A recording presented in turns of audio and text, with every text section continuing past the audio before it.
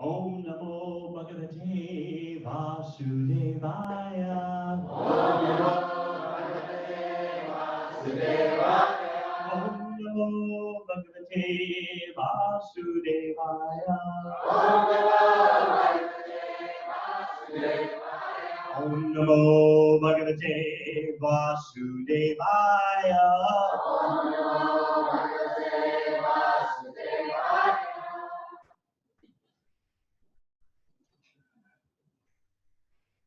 So we're concluding our discussion of the Pingala Gita. And we'll chant the last verse of that chapter, which is the Avadhuta Brahmana wrapping up his presentation of the Pingala experience and her realizations. So yes, we're going to the end of the chapter, and then we'll flash back a bit to more of her expressed perceptions, realizations, conclusions. And remember, for us, we're not so much focusing on the luridness or some would say juiciness of her occupation. We're seeing her as the representative of hankering and lamenting, the embodiment of material desires that become so intense. I must have this. Why is it happening? When is it coming? Maybe this way, maybe that way, maybe this one, maybe that one. I'm ready. I'm open. It's not happening. So we want to see Pingala in that way. We want to see ourselves in Pingala as we proceed on our way through the cosmos as vehicles of material desire, which inevitably leads to frustration and anger.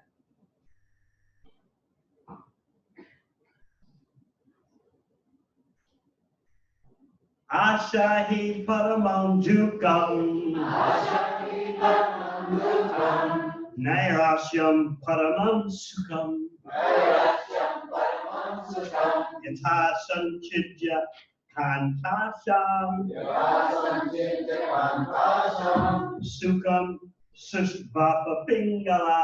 Sukham sushvapa pingala. Asha. Asha. Material desire. Material desire. He. Certainly. Paramam. The greatest. Dukham. Unhappiness. Nairasham. Freedom from material desire. Paramam. The greatest. Sukham. Happiness. Yatha. In that way. Sanchidya. Completely cutting off. Kanta. For lovers. Asham. The desire. Sukham. Happily. Sushvapa. She slept. Pingala. The former prostitute Pingala. Translation. Material desire is undoubtedly the cause of the greatest unhappiness. And freedom from such desire is the cause of the greatest happiness. Therefore, completely cutting off her desire to enjoy so-called lovers, Pingala very happily went to sleep.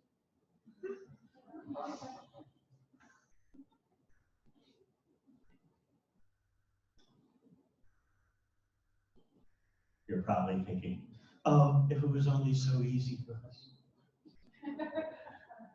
Yes, it is easy if we take the appropriate therapy. Mahaprabhu, Sri Chaitanya Mahaprabhu has the medicine, Mahamantra. Easy as it is, we are very negligent in taking the medicine. Very careless and carefree.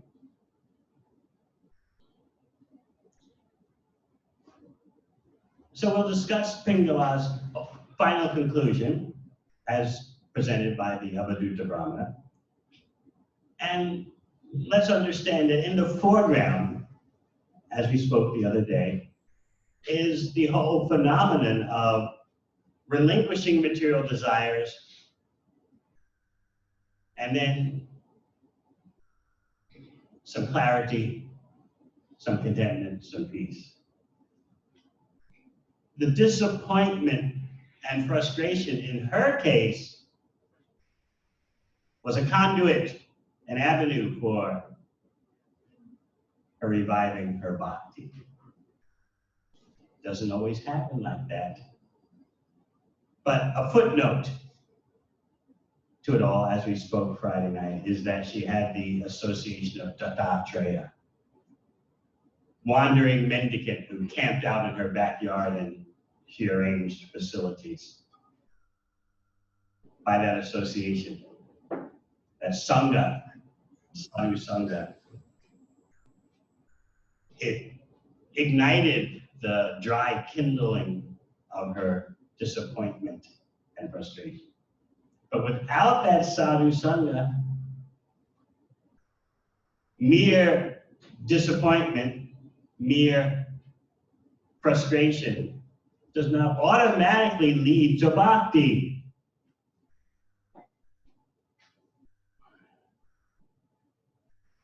Om Agana Chidanandasya Gyananjana Shalakya Chakshurmalitanena Tasmai Shri Gurave Namaha Jaya Shri Krishna Chaitanya Prabhu Nityananda Shri Advaita Gadadhar Shivasani Gaur Bhaktivinoda Hare Krishna Krishna Krishna Hare Hare Hare Rama Rama Rama Hare Hare.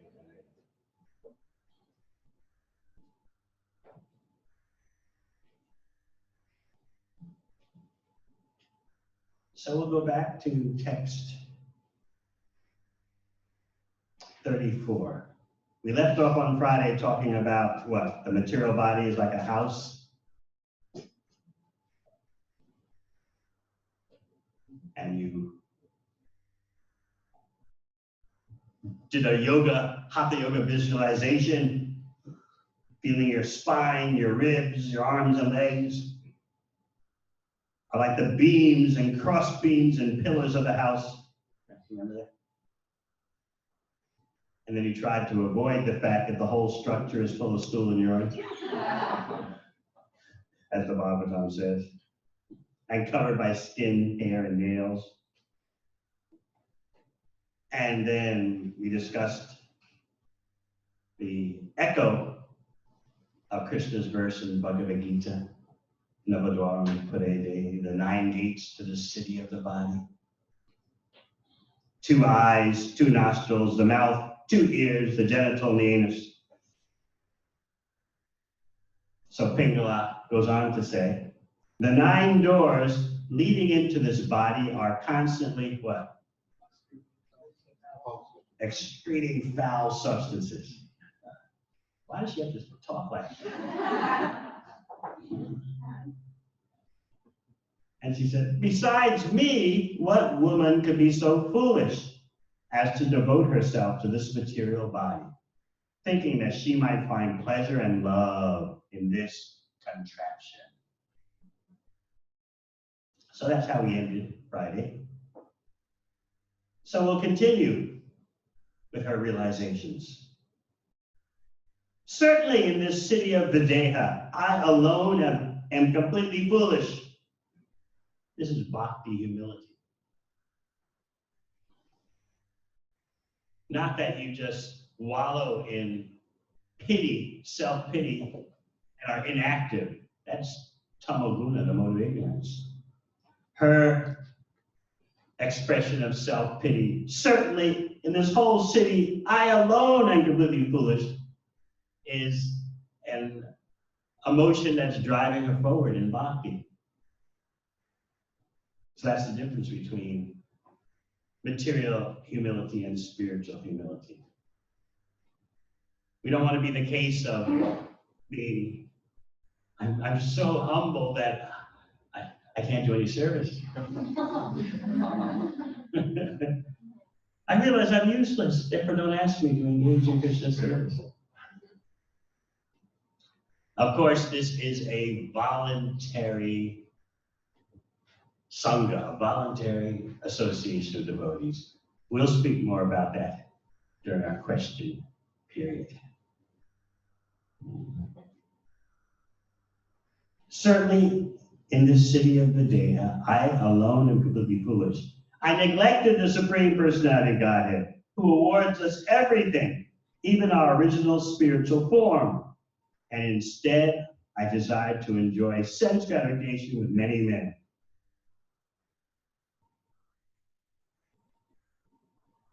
The contemporary cosmopolitan man or lady would say, well, what's wrong with being popular? Play the field, shop around, get the best deal, while sampling many products. Isn't that what life is about?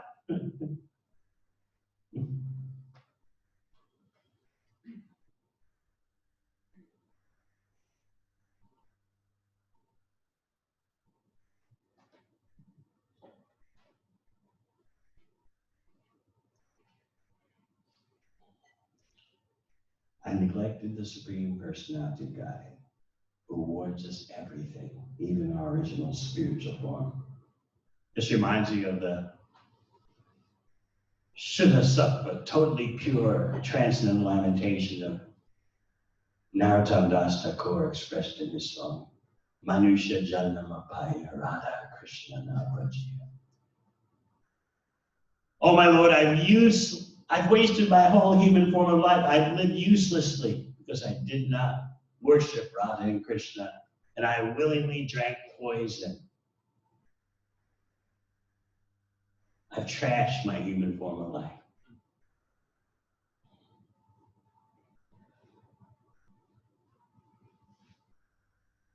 So Pingala is recognizing that I desire to be the enjoyer instead of being enjoyed by Krishna.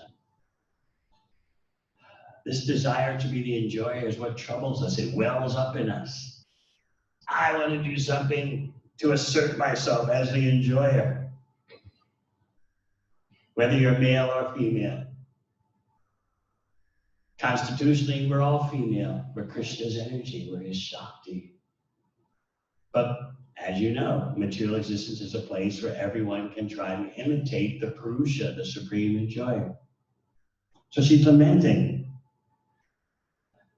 I desire to be the enjoyer instead of pleasing Krishna. So our whole bhakti process is one of reversing this fatal mistake. That's what's going on in the association of devotees. So remember that there may be personal misunderstandings sometimes.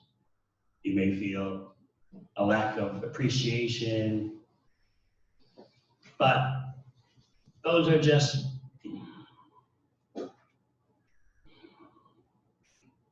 small waves in the ocean of the overall bhakti experience, which is reversing our drive to be the enjoyer and converting it into the drive to be enjoyed by Krishna, to do something that attracts Krishna's attention. We want to be persistent about that. You know how to be persistent, how to bug someone for something? We want to be persistent in our service so that by the mercy of Sri Chaitanya Mahaprabhu, we attract the attention of Krishna. She goes on, the Supreme Personality of Godhead is absolutely the most dear one for all living beings because he is everyone's well-wisher and Lord. He is the Supreme Soul situated in everyone's heart. Therefore, I will now pay the price of complete surrender. And thus, purchasing the Lord, I will enjoy with him, just like Lakshmi Devi. Now, you might ask, well, how does Lakshmi Devi enjoy with the Lord? Immediately we have visions of Lakshmi Devi being the enjoyer, right? No, she enjoys with the Lord through service, by being the servant.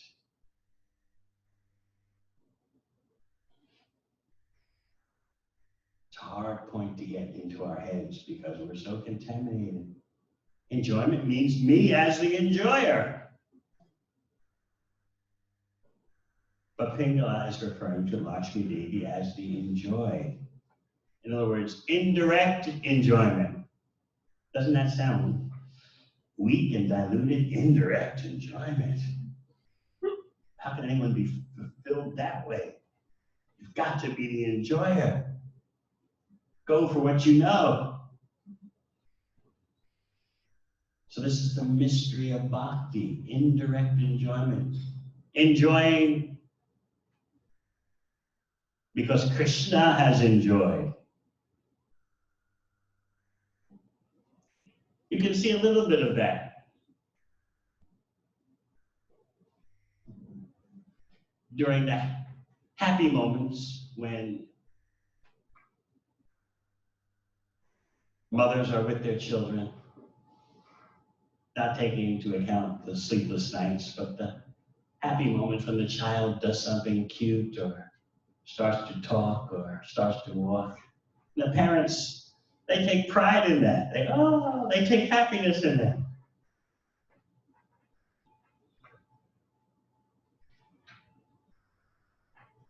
It's not that the parents aren't doing anything directly, but they're enjoying indirectly. Oh, look at our little one take the first steps.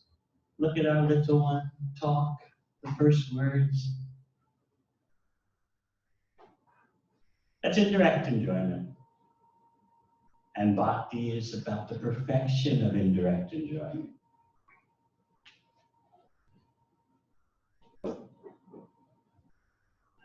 That's what Pingala is talking about.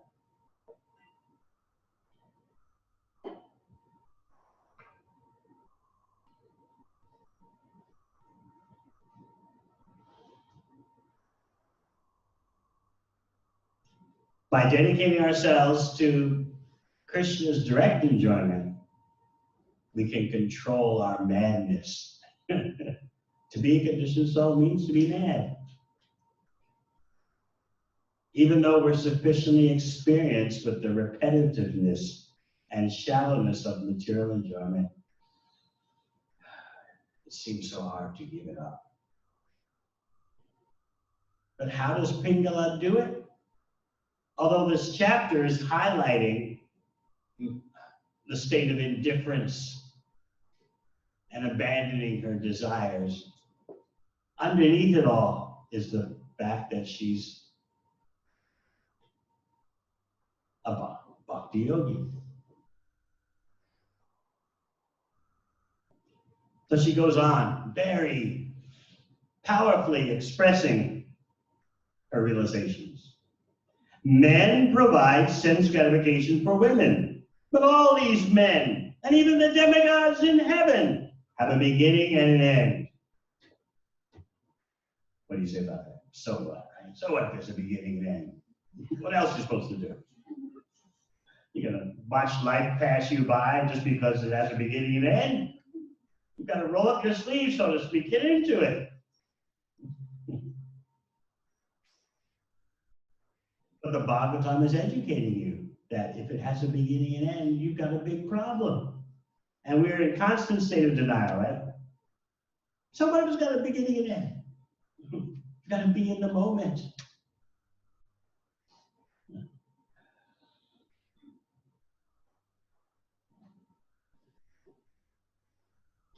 They are all temporary creations who will be dragged away by time.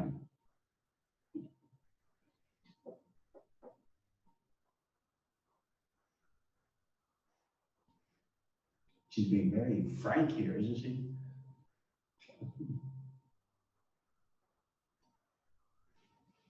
It's not like you're going to go up to your dear friend, spouse, relative and say, by the way, you're a temporary creation who will be dragged away by time. It's the fact, though, but you don't speak those kind of things. But this is the advantage of listening to Pingala, Gita. As they say, she's telling it like it is. They're all temporary creations who'll be dragged away by time. Therefore, how much actual pleasure or happiness could any of them ever give to their wives? Of course, Pingala is not married, but she's making a comment on situations. In other words, the demigods in heaven can't last. What to speak of these insignificant men? So how can their wives ever be satisfied? What's the answer? Just give us a few moments in time. We're so easily bought off. How do you ever get over this madness? By constantly hearing.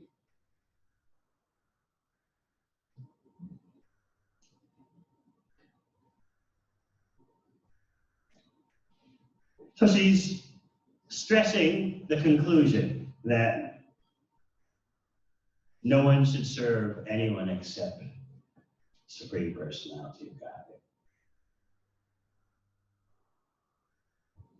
Then we always have to remember that Krishna is satisfied the most by service to his devotees.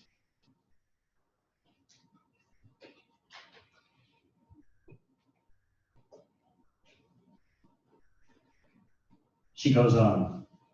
Although I most stubbornly hope to enjoy the material world, somehow or other detachment has arisen in my heart, and it is making me very happy.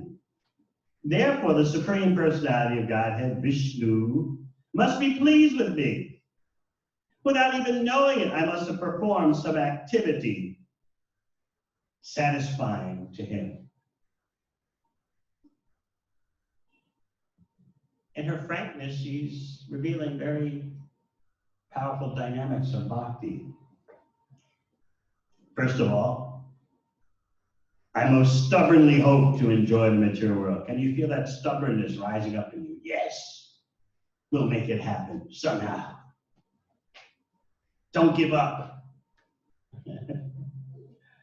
This is stubbornness to enjoy the material world. Yet she's saying somehow detachment has arisen in my heart, and I'm happy because of that. Remember, she finally gave up standing at her doorway, waiting for the customer.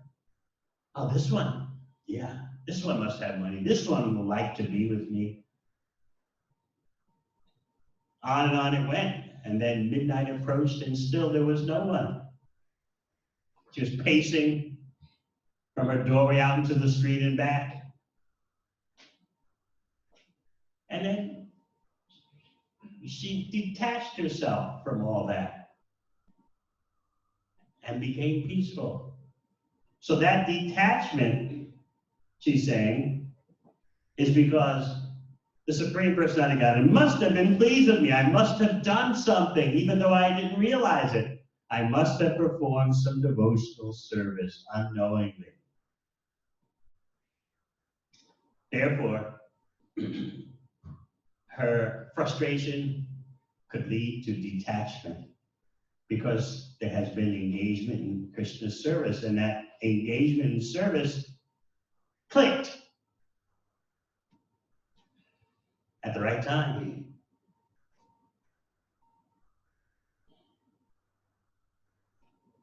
And of course, the footnote that the acharyas give about that unknown, that service performed unknowingly, is that she hosted the wandering mendicant Dattatreya in her backyard, let him camp out in her backyard and presented some eatables.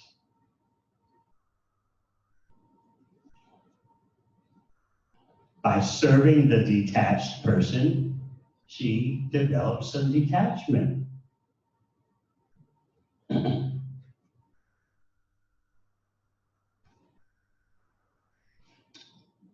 Next, a person who has developed detachment can give up the bondage of material society, friendship, and love. And a person who undergoes great suffering gradually becomes, out of hopelessness, detached and indifferent to the material world. Thus, due to my great suffering, such detachment awoke in my heart. Yet, how could I have undergone such merciful suffering if I were actually unfortunate? Therefore, I am in fact fortunate and have received the mercy of the Lord. He must somehow or other be pleased with me. So what do you think? Merciful suffering? You might wonder, this Bhakti seems to be a bit masochistic.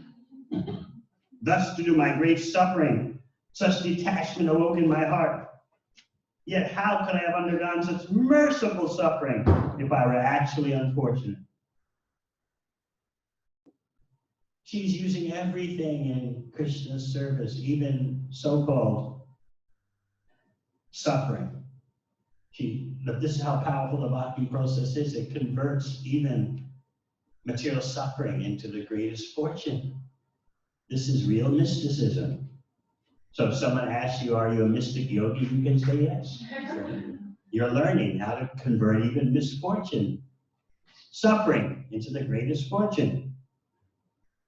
So that's why she's saying, her conclusion is, therefore I am in fact fortunate. And by all that suffering I went through,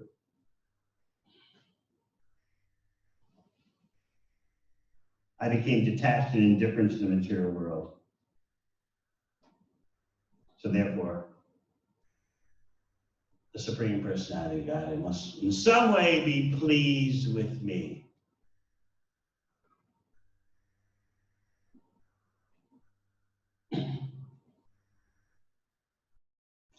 So now she's saying, with great devotion, I accept the great benefit that the Lord has bestowed upon me through apparent suffering. So now she's taking shelter with full focus, taking shelter of the Supreme Personality of Godhead. Vrajami tam adishralam, text 38 says, I'm now coming to him. Adishra, the Supreme Personality of Godhead. A glorious announcement. I remember, how many of you remember when was there a defining moment when you said, that's it, I'm taking shelter of Krishna? Maybe there wasn't one singular defining moment where you turned the corner that way and took some action.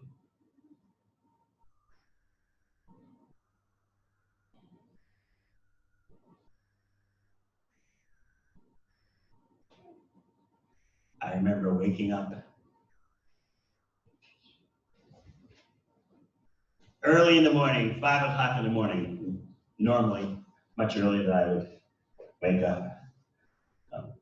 Much earlier than normally I would wake up. Packed my bag and just walked out the house.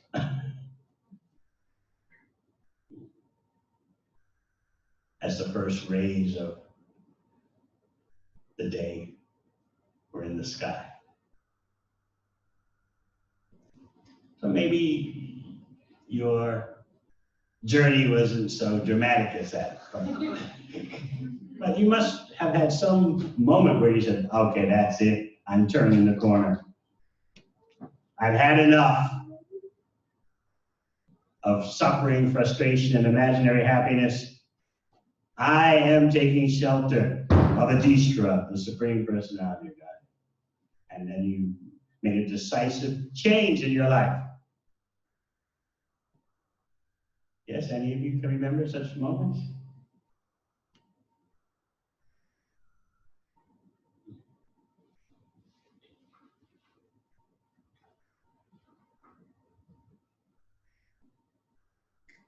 So she says, I am now completely satisfied, and I have full faith in the Lord's mercy. Therefore, I will maintain myself with whatever comes of its own accord. Now, for her to say that, I'll maintain myself with whatever comes of its own accord, that's a big thing. She was used to living on high. Many boyfriends who she'd toy with, and they would toy with her while paying her, and she was living the life, it seems. She was set up. She was beautiful. She'd get whatever she wanted, spin the men's minds, and get their money, feel important, feel wanted. Of course, remember, we're not so much focusing on Pingala's occupation. We're focusing on her as the embodiment of material aspiration and then frustration. She's playing the game that everyone in material existence plays. I'll try this, I'll try that. Maybe this one, maybe that one. I'll travel here, I'll travel there. I'll take up this hobby, that hobby. I'll try for this job, that job. I'll buy this, I'll buy that. On it goes. So for her to say, I will maintain myself with whatever comes of its own accord,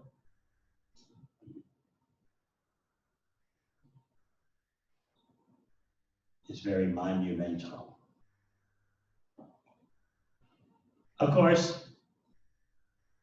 in the times that we're entering into of economic tightness, more and more people will be forced to come to this conclusion, lowering their expectations. They'll be forced to accept simple living. And we want to add to that high thinking. You'll see that people will be so grateful if they just have a roof over their head and some food on the table. All the dreams of overseas experiences, all the dreams of a rewarding career, they're rapidly disintegrating. Especially if you are in your teens and 20s. The older ones, they're for the most part set up in some kind of situation, at least here in New Zealand. But the young ones, all over the world, in the first world, the young ones, USA, Europe, Australia, New Zealand, they are coming of age. They are blossoming, you would say, at the wrong time. It's like flowers blooming amidst a hurricane.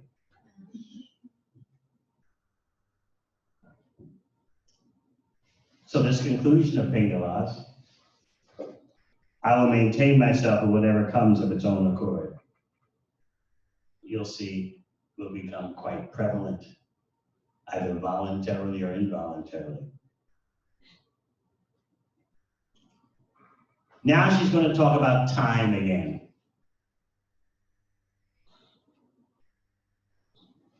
The intelligence of the living entity is stolen away by the activities of sense gratification, and thus he falls into the dark well of material existence. Within that well, he is then seized by the deadly serpent of time. Can you visualize that? The deadly serpent of time seizing you. In spite of your plans, in spite of your talents and abilities, in spite of your resources, in spite of your savings, if you have any, the deadly serpent of time seizes you. And that deadly serpent of time is at the bottom of the dark well of material existence. So Pingala comments, who else but the Supreme Personality of Godhead could save the poor living entity from such a hopeless condition? But do we really care about time? So many of you are in your 20s and 30s. Time, is that really a problem? You got plenty of that, right? The real question is how to fill the time, not that time has seized you, right? How are you going to fill the time? That's the question. And the Bhakti Yoga principle is, how are you going to get rid of time? So two different ways of looking at existence.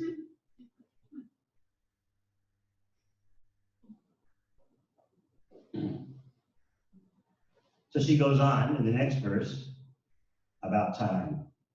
When the living entity sees that the entire universe has been seized by the serpent of time, he becomes sober and sane, and at that time detaches himself from all material sense gratification. So this is the way to actually be sober and sane. Otherwise, we're mad persons living amongst a mad civilization if we haven't had the vision that the whole universe has been seized by the serpent of time.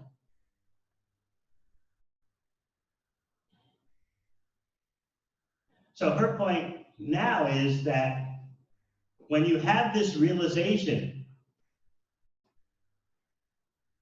about the whole universe existing within the jaws of the great serpent of time, then only are you qualified to be your own protector.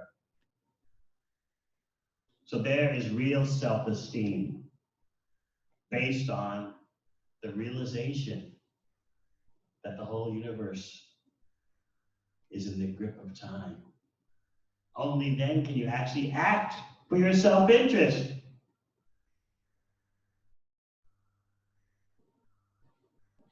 It's very important realizations.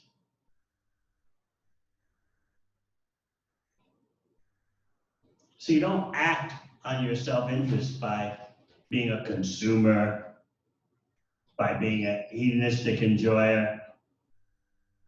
You don't even do it by being materially responsible.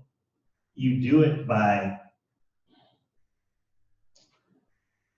seeing the whole universe, seeing yourself caught in the jaws of the great serpent of time. Then you are qualified to be your own protector. Otherwise, you're like a little irresponsible kid. What would you do if you saw a 4-year-old child just suddenly walk out into Vivian Street during peak time traffic? What are you doing? Where's the kid's parent? These days you don't say parents, you say parent. Where's the kid's parent?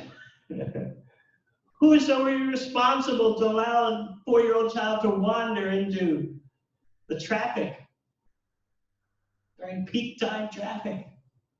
Cars are whizzing by. In other words, you're recognizing that the child is not competent to be their own protector. So what makes us competent to be our own protector? We think we know so much.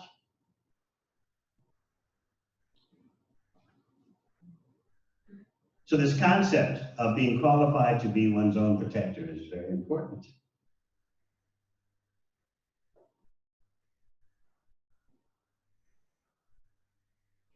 The Vishwanath Chakravarti Thakur points out that Pingala is not even acting for liberation, for freedom from material existence. She actually wants to worship the Supreme Personality of Godhead in prema, pure love.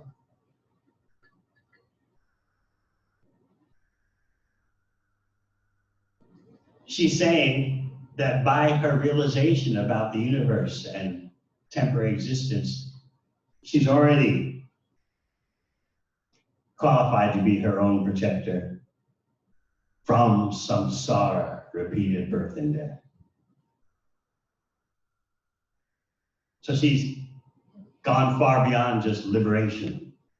I already understand material existence, and I don't simply want freedom from material existence. No, I'm aiming for love of the Supreme Personality of God.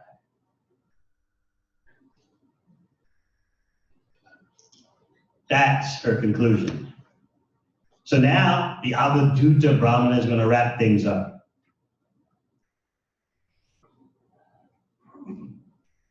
Sri Brahmana Uvacha Evam Vya Vasita Matir Darasham Kanta Tarsha Jam Chitvo Pashamam Astaya Shayam Upavivesha Sa. The Avadhuta said. Thus, her mind completely made up, Pingala cut off all her sinful desires to enjoy sex pleasure with lovers, and she became situated in perfect peace. Then she sat down on her bed. Situated in perfect peace. And so we wind up with the verse we recited, the last verse of the chapter.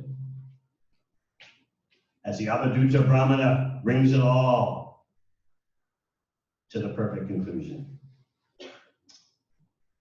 Material desire is undoubtedly the cause of the greatest unhappiness. And freedom from such desire is the cause of the greatest happiness. Therefore, completely cutting off her desire to enjoy so-called lovers, Pingala very happily went to sleep. Haribol!